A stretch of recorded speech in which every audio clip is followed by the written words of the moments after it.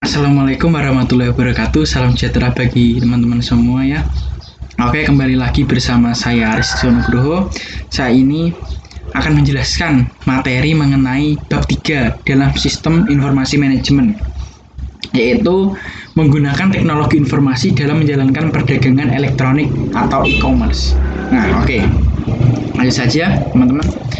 Nah, jadi sebelum kita masuk di materi, alangkah baiknya kita harus mengerti dulu apa sih itu perdagangan elektronik atau e-commerce. Nah, perdagangan elektronik atau e-commerce adalah penggunaan jaringan komunikasi dan komputer untuk melaksanakan proses bisnis atau perdagangan yang dilakukan secara online.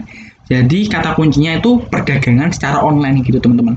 Kalau yang kita udah tahu sebelum-sebelumnya itu pastikan perdagangan yang bertemunya antara penjual dan pembeli di satu tempat gitu kan teman-teman. Jadi kali ini kita akan belajar lebih hal yang berbeda gitulah, yaitu perdagangan elektronik atau e-commerce ini yang dilakukan secara online. Jadi penjual dan pembeli ini tidak bertemu secara langsung, tapi mereka bertemu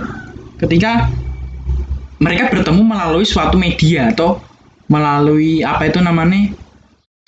sarana lah gitu, melalui fasilitas lah intinya. Fasilitas. Nah, itu fasilitasnya itu adalah internet gitu teman-teman ya. Lanjut. Nah, perdagangan elektronik sendiri itu ada dua teman-teman, ada B2B dan ada B2C. Nah, B2B itu bisnis to bisnis, kalau B2C itu bisnis to konsumen gitu ya. Jadi B2B ini adalah produk akhirnya. Ini nggak ada produk akhirnya, nanti nggak ada produk akhirnya ini nggak langsung diserahkan kepada konsumen, tapi masih dalam distributor lah, intinya kayak distributor gitu. Contohnya perusahaan A memproduksi suatu barang, kemudian distribusikan ke seseorang atau ke sekelompok organisasi, yaitu misal organisasi A, dan itu nggak dikonsumsi tapi baru dipasarkan ke konsumen. Nah, itu B2B gitu ya teman-teman, jadi nggak langsung ke konsumen. Tapi kalau B2C ini adalah misal perusahaan A membuat suatu produk dan langsung dipasarkan ke konsumennya gitu teman-teman. Nah, itu perbedaannya gitulah ini. Dan kita lanjut. Nah, dari e-commerce sih, ini yang paling modern yang sekarang itu kan e-commerce ya. Nah, itu ada keuntungannya teman-teman. Jadi nggak serta-merta e-commerce dikeluarkan tanpa keuntungan gitu, nggak. Tapi ada keuntungannya. Nah, ini dari pihak penjual. Yang pertama, ada perdagangan secara elektronik memungkinkan perusahaan untuk menjual pasar yang lebih luas. Jadi jangkauannya itu lebih luas, bahkan sampai ke luar negara gitu teman-teman. Tapi nggak hanya di wilayah regional itu saja, tapi sampai ke luar negara gitu teman-teman. Kemudian perusahaan tidak perlu membuka cabang. Nah, ini berhubungan sama yang pertama. Tidak perlu membuka cabang karena satu perusahaan itu pun bisa menjangkau seluruh dunia gitu teman-teman. Kemudian biaya yang dikeluarkan perusahaan dapat dikurangi karena biaya sedikit maka benefit dijual semakin murah. Itu ya teman-teman. Jadi biaya yang dikeluarkan perusahaan itu dapat dikurangi. Nah, semisal kalau kita punya perusahaan offline atau perusahaan langsung biasa fisik, kemudian kita pasarkan kan nanti butuh biaya transportasi, biaya angkut dan sebagainya, nanti itu bisa dikurangi gitu teman-teman. Kalau e-commerce itu nggak memakai biaya tersebut. Terus kemudian karena biaya sedikit maka yang dijual akan semakin murah. Nah, ketika barang ini murah maka minat konsumen itu semakin bertambah gitu teman-teman. Jadi kayak ini murah atau diskon gitu kan enak gitu kan sepandang. Kemudian karena barang itu dijual lebih murah maka meningkatkan daya saing antar perusahaan. Jadi ketika harga produk yang di perusahaan kita itu lebih murah, maka akan mampu bersaing dengan perusahaan yang lain. Ketika kualitasnya dihasilkan sama tapi produk dari kita kok harganya lebih murah, maka konsumen atau pelanggan akan lebih merekomendasikan barang yang ada di perusahaan kita gitu. Nah, ini dari pihak pembelinya. Konsumen tidak perlu mendatangi toko untuk mendapatkan barang, cukup memesan barang melalui ke internet dan barang yang akan sampai di rumah. Nah, ini contohnya ya kayak Shopee, Tokopedia, Lazada, Akulaku dan sebagainya itulah intinya. Jadi kita nggak perlu datang ke toko untuk mendapatkan barang, tapi kita hanya perlu memesan lewat HP nanti via internet, via aplikasi dan sebagainya. Nanti tinggal pembayaran secara online, bayaran secara virtual, nanti barangnya akan datang, dikirim. Kemudian konsumen dapat menghemat waktu, biaya dan transportasi belanja. Nah, kayak tadi lah ini nggak ada biaya transportasi untuk datang ke tempat belanjanya dan sebagainya. Terus konsumen punya lebih banyak pilihan karena dapat membandingkan produk dengan di internet. Jadi ketika dia kalau offline, ketika dia datang di perusahaan, maka dia sulit untuk membandingkan produk satu dengan produk yang lain karena ketika dia membandingkan, nanti ya dia selesai di produk yang pertama, di perusahaan yang pertama, nanti pindah di perusahaan yang kedua. Jadi kan ribet. Kalau di e-commerce ini dia bisa mencari lewat internet. Oh, di sini. Oh, ini produk ini kualitasnya gini.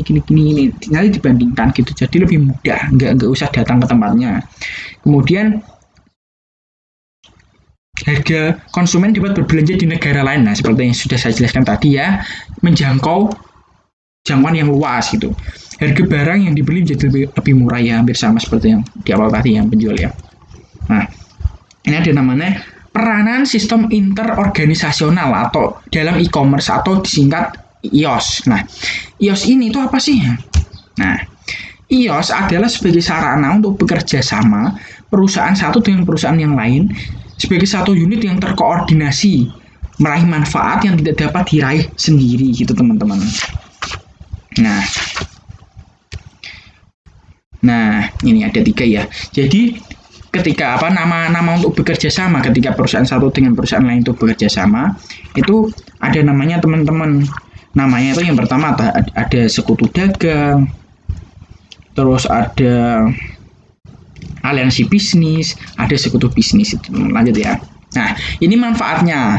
Jadi apa sih kok sistem atau IOS ini sangat bermanfaat sekali? Nah, ini manfaatnya yang pertama adalah efisiensi komparatif. Nah, efisiensi komparatif ini adalah para sekutu dapat memproduksi barang dan jasa dengan tingkat efisiensi yang lebih tinggi daripada sebelum mereka berkolaborasi atau bekerja sama gitu. Jadi itu produknya memiliki keunggulan yang di atas para pesaingnya gitu teman-teman. Nah, jadi kan manfaat sekali kan.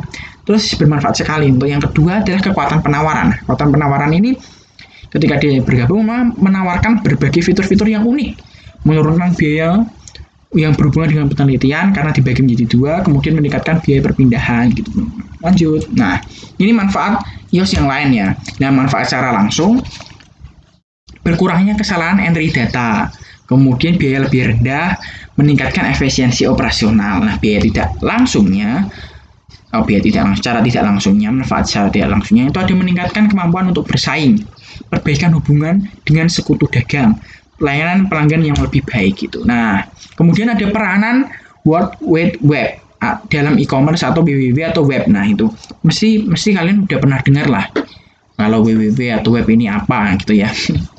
Jadi WWW atau web ini adalah informasi yang dapat diakses melalui internet, di mana dokumen-dokumen atau file komputer disimpan dan kemudian diambil dengan cara metode penentuan alamat yang unik. Jadi ini internet kayak alamat itulah untuk mencari sebuah informasi gitu kan ada alamatnya kayak www.co.id atau sebagainya itulah. Teman-teman pasti udah paham lah.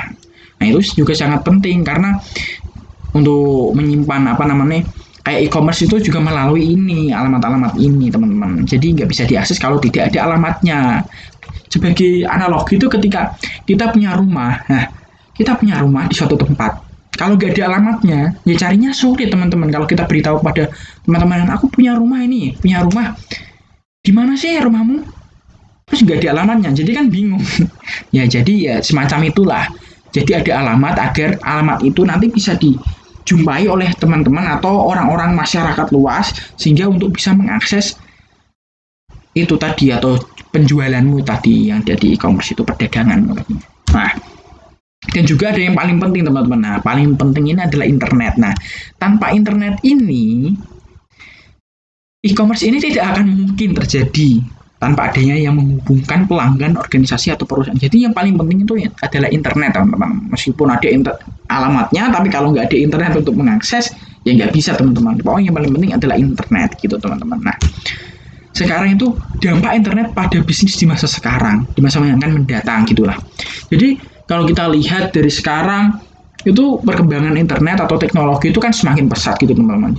Kita akan masuk di zaman modern, atau bahwa ada ramalan bahwa di zaman modern nanti serba digital lah intinya. Jadi untuk mempermudah manusia untuk melakukan kegiatannya gitu teman-teman. Jadi kalau udah kita lihat dampak internet akan semakin maju, semakin luas, dan bahkan seluruh masyarakat pun, seluruh manusia pun bisa mengakses atau bisa menggunakan internet gitu. Jadi akan lebih mudah. Apalagi kalau kita kaitkan dengan bisnis. Nah, bisnis sekarang aja menurut saya tuh lebih udah maju lah intinya. Apalagi kalau kita nanti internet ada lebih canggih, lebih luas, bahkan jangkauannya pun sampai ke daerah-daerah manapun, terus teknologinya lebih canggih. Nah, bisnis juga akan mengiringi hal tersebut.